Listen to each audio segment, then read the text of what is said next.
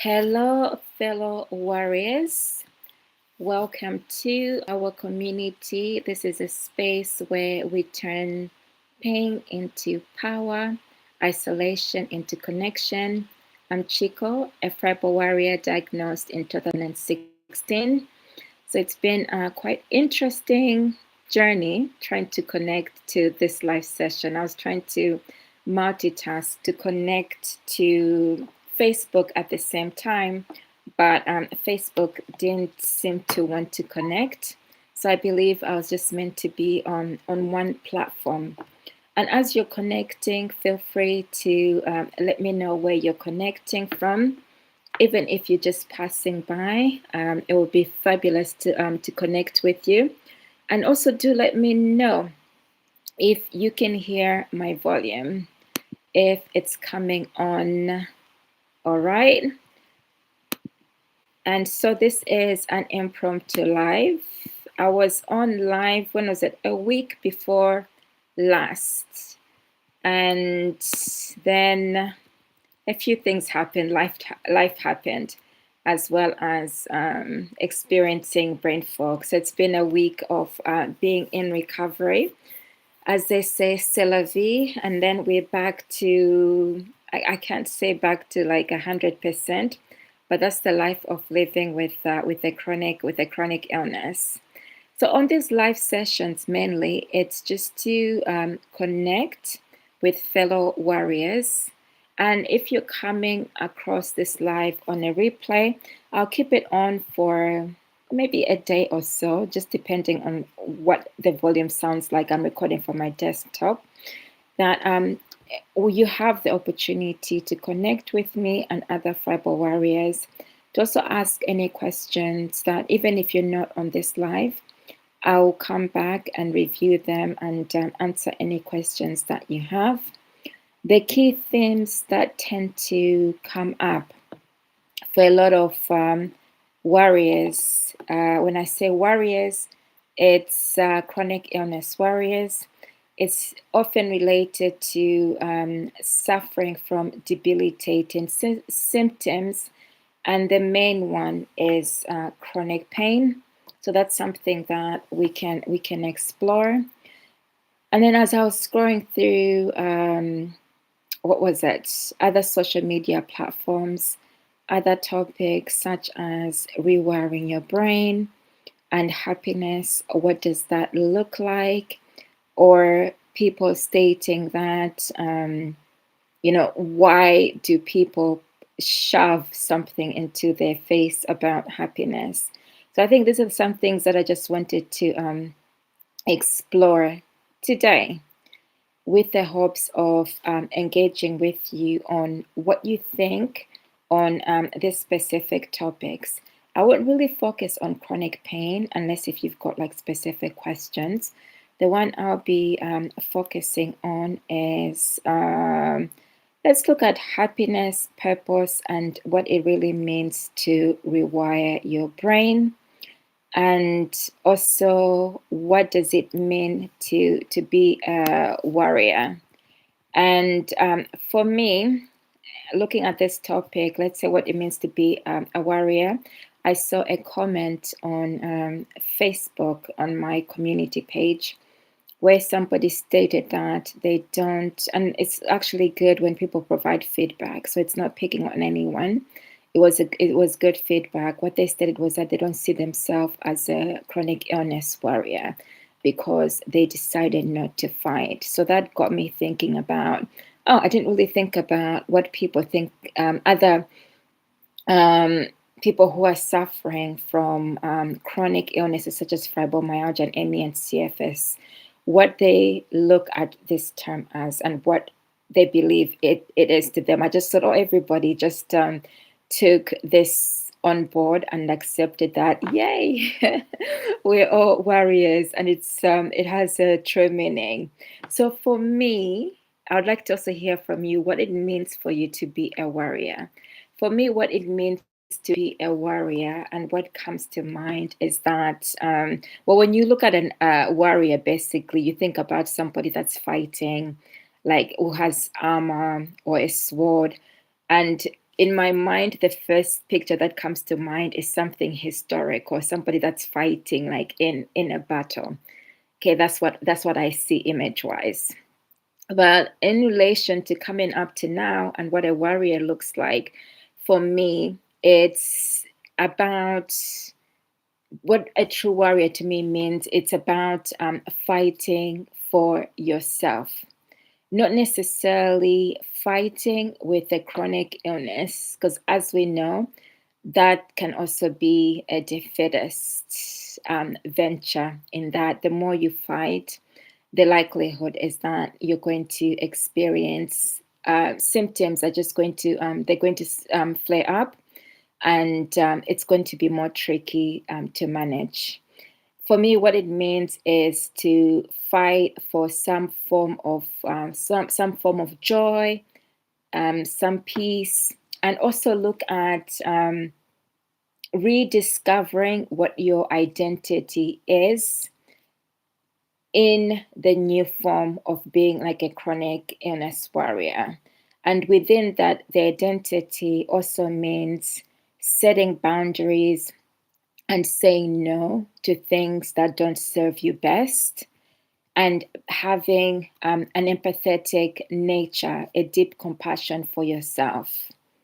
And another one that also resonates, it's also about advocating. So your voice being heard in terms of the experiences and the challenges that you go through, especially like when you're like, let's say, for instance, a doctor's appointment, or attempting to explain what your experience is to others who are unaware of it.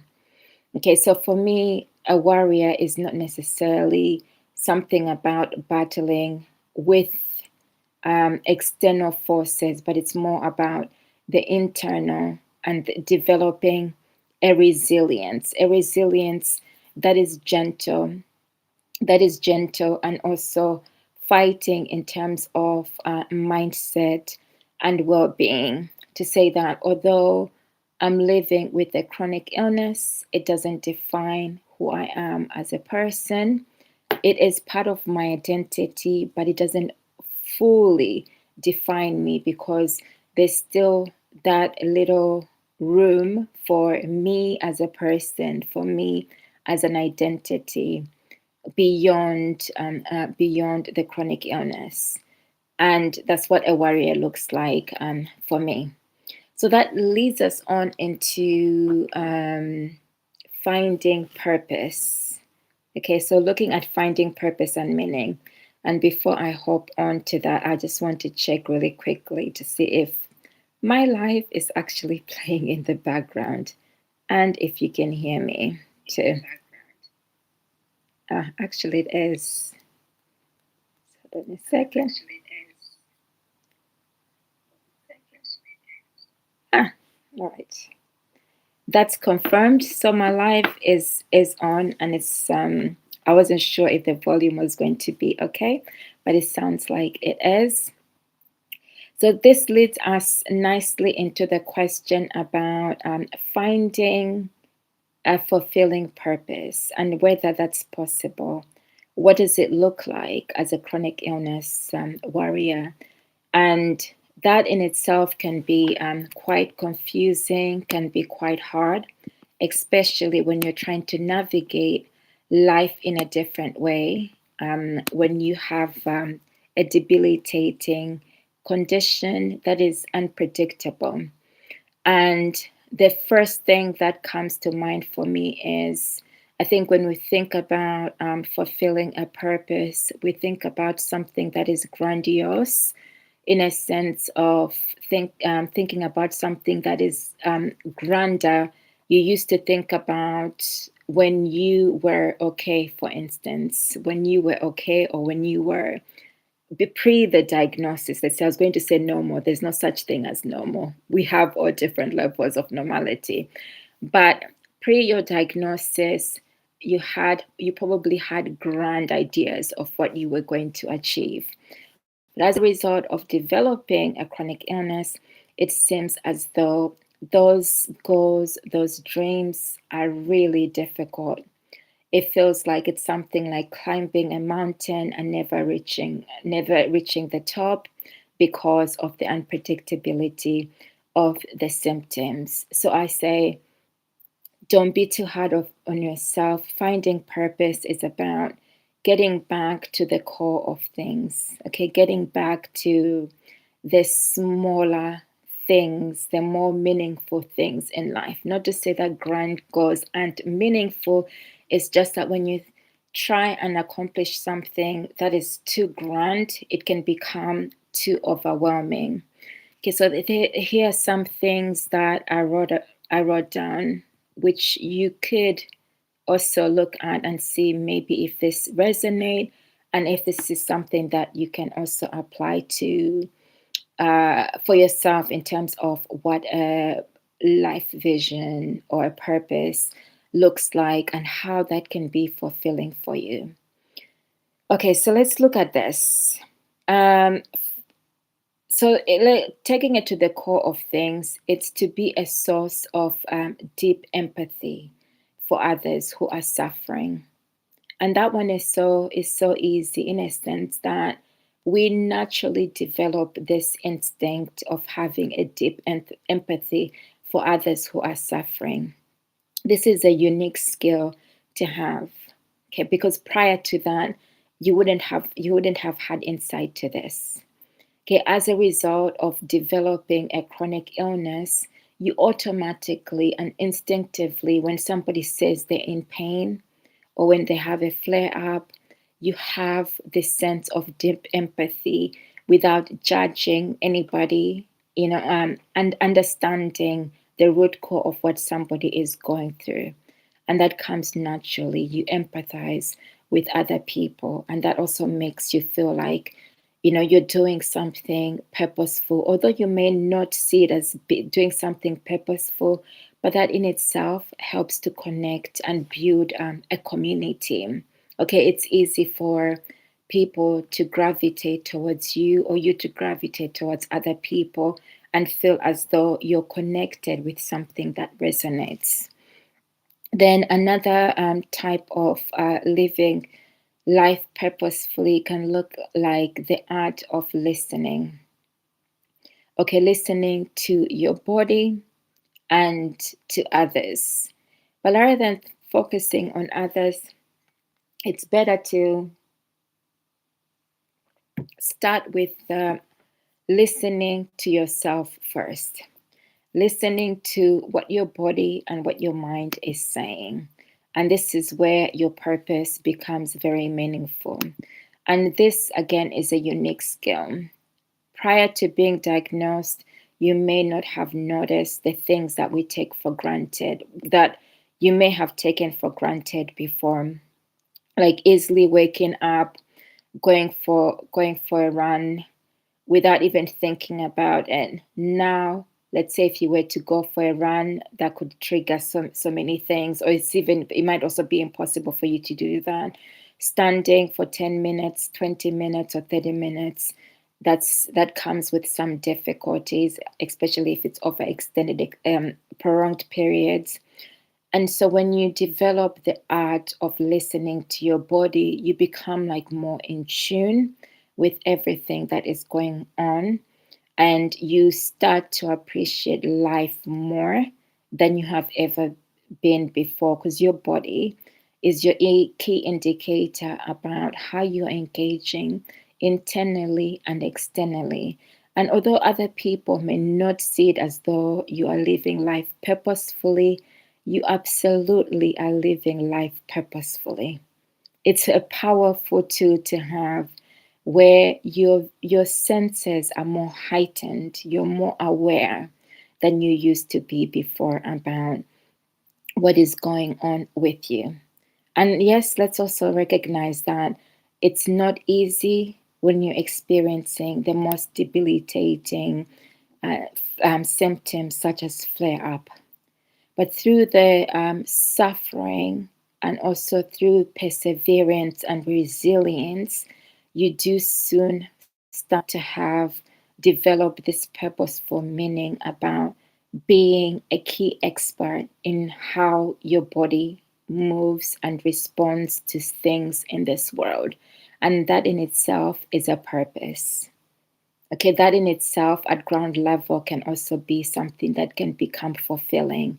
Let's say if you're able to wake up, not even if you're able, when you wake up today and you're able to feel your feet on the ground, make a cup of tea, that in itself can be a purpose. You've done something that is meaningful for you. Again, when you do those things, it's also about recognizing those tiny moments, those small opportunities and windows, and saying, being grateful for them. Okay, so sharing, your moments of joy. You might have been able to walk for 5 minutes, 10 minutes, 15 minutes, 20 minutes, and looking back, there will be some significant changes that you will make, but you may not notice them in that given moment. And that's living life purposefully, because through that, you're the key driver. You're willing and driving your mind to shift, to move things beyond what has now become challenging and wasn't challenging before. And that is purposeful. Then there's the art of mastering patience and self-compassion. As a result of that's also purposeful. So when you are in this situation of being somebody who has got a chronic illness, inadvertently you start to learn, you start to master the art of patience and self-compassion. In most cases, you're forced to do it because your condition is saying to you, you can't do this right now. And in those moments, it can be frustrating, it can be painful, it can feel like you're falling behind. Look at it this way: you're not falling behind, you are learning to survive in the best way that you can. And you are moving forward, although it may not be as fast as you wanted to. And in those moments, you are mastering the art of patience. You appreciate moments more than you would have before. And the thoughts that are coming to mind for me right now is, I don't know why I'm saying this. I'm seeing a tube, London tube trains. For those who are not aware what a tube is, I'm seeing London trains in my mind and people running for the tube for some reason. And to me, that's not the art of patience. That's like, I've got to get somewhere right now, even though there are trains coming every like few minutes. It's like in going in being in a rush mode and missing key unique moments of actually slowing down, noticing people, etc. And obviously, there are reasons for why people rush. But when you're doing that, you don't actually see the impact that it's having to your mind and your body and the stress building up. And when you become somebody who's developed a chronic illness, you inadvertently develop this passion, sorry, this, well, you can say this passion, but you inadvertently develop the art of patience and the art of self-compassion. And if anything that I'm sharing with you is resonating and you're connecting, do feel free to just say hi, leave a comment, and let me know where you're connecting from, even if it's on replay. And also let me know how you define what it means for you to be a chronic illness warrior, and what it means for you to find a fulfilling purpose. What does a life purpose look like for you as a chronic illness warrior? So I've just given a few examples about what a fulfilling purpose is. It doesn't have to be something grandiose that you probably were used to doing before or dreaming about before. It can be things which are quite, we might picture them as quite small, but they're huge, they're meaningful and impactful, in that you develop other layers of living life purposefully, such as having deep empathy, the art of listening, finding joy in tiny moments or beautiful moments where you have There's small, what might seem small achievements, but they're huge. And then the art of patience and self-compassion. These are all for they can become life fulfilling purpose and unique skills to have, even though they may not be something that is apparent to you, but it's something that can become meaningful. And then the last one is to use your voice, even if it's from your bed. And so, even if it's from your bed, it's about connecting with yourself and connecting with others. And by using your voice, it means that you are also finding a space of redefining who you are as a person who is living with a chronic illness. What does that look like for you? What does it mean now? And what will a fulfilling purpose be like for you? So, your voice, even if you're in bed, your voice is about tapping into your creativity. And it may not be apparent, but by writing things down, such as journaling, for instance, anything that comes to mind, that then helps you then to start develop ideas about things that you are great at, and that can equip you to then develop your purpose. And it can also be about writing, writing, sharing with others. Nowadays social media platforms is quite common, whether you're confident doing that, like I'm doing right now. That doesn't always come with confidence. I can't say I'm always 100% confident when before I hop on. There's always other activities going on in terms of motivating myself to come on. Or it can be on a blog post, art, you name it, or being in a community center space, connecting with nature. All of those can be something that can become fulfilling and meaningful. So, how I'll end it off, because I could talk on for ages. In another live, we'll talk about what it looks like to rewire your brain. And there's a lot of people I've seen, they're just like, I don't want to hear anything about rewiring your brain, or I don't want to hear anything about happiness. Um, and people who are always coming out positive, or they appear positive. So we're going to address those little bits and just see what that looks like to you and what it means to you. For me, it has different definitions, and also different experience of life as a chronic illness warrior. So what I'll end it off with is your purpose has not vanished. It's still there. It's just it's transformed. Okay, and it doesn't have to be something that is permanent, because we're going through a journey. We all are going through a journey. So 10 years, 20 years ago, my life purpose and vision probably would have looked, not probably, it looked very different.